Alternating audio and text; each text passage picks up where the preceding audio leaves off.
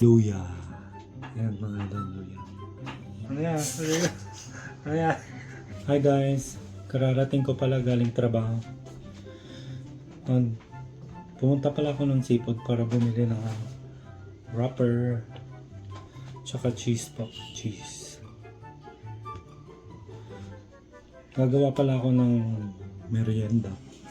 Kasi pagdating ni Joshua, naghahanap ng merienda. Kaya naisip ko to. Pang madali ang merienda. Ang tawag dito, cheesecake. Steak pala. Mali. Ayan, nirarap lang natin. Tapos, itlog. Tapos lalagyan ng ganito. Ayan. Ganito mga idol. Pero naisip ko, ipaprank ko siya. Kaya gumawa ko ng luya. Ayan mga idol, luya. Irarap din natin ng ganito. Ayan.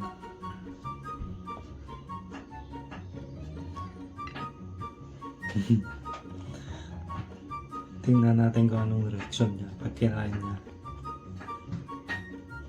Ayan mga idol.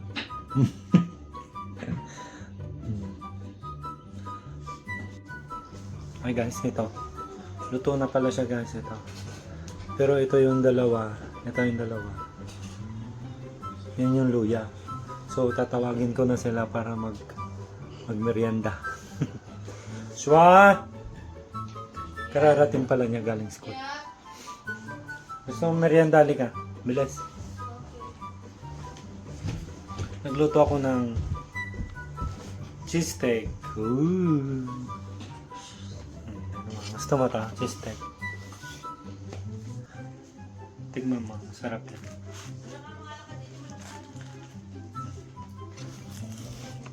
Oh, di ba? Sarap. Try that one more. Finish that one first. Mamaya. Kasi alam kong pagod ka sa school. Kaya nilutuan kita ng cheese steak. Sarap?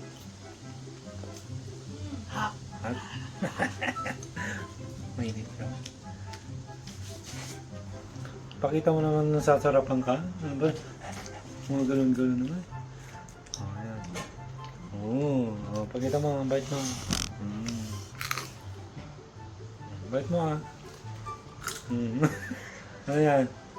Sige, bite mo ah. Sarap niya.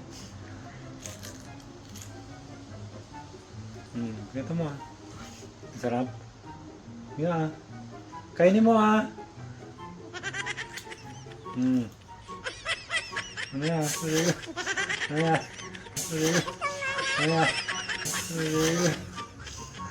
Ano yan? Ano yan? Eat it. Why is there ginger in there? Eat it.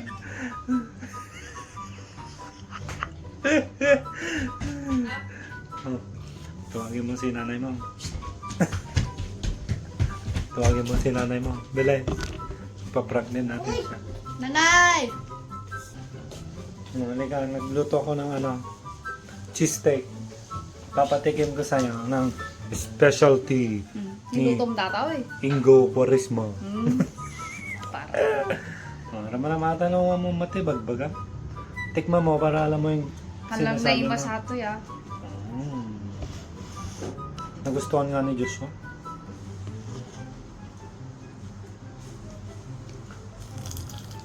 Oh, di ba? Oh, di ba? Di ba? Masarap. Oh, see? Chamba.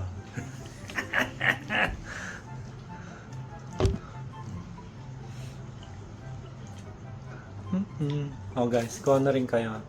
Ayan, takam na takam siya. Oh. Puro.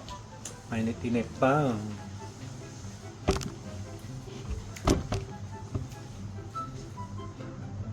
Gusto nyo rin guys. Oh, masarap to. Luto ko. Luto ni Lama nga. Cheesecake kas na lumpia. Lumpia. Lumpia. Oh, isa pa. Para alam ko naman na nagugustuhan mo yung luto ko. Oh, ayan. Oh, Pakita mo naman yung reaction mo naman, Parang sasarapan ka naman. Parang sa gabi, gano'n.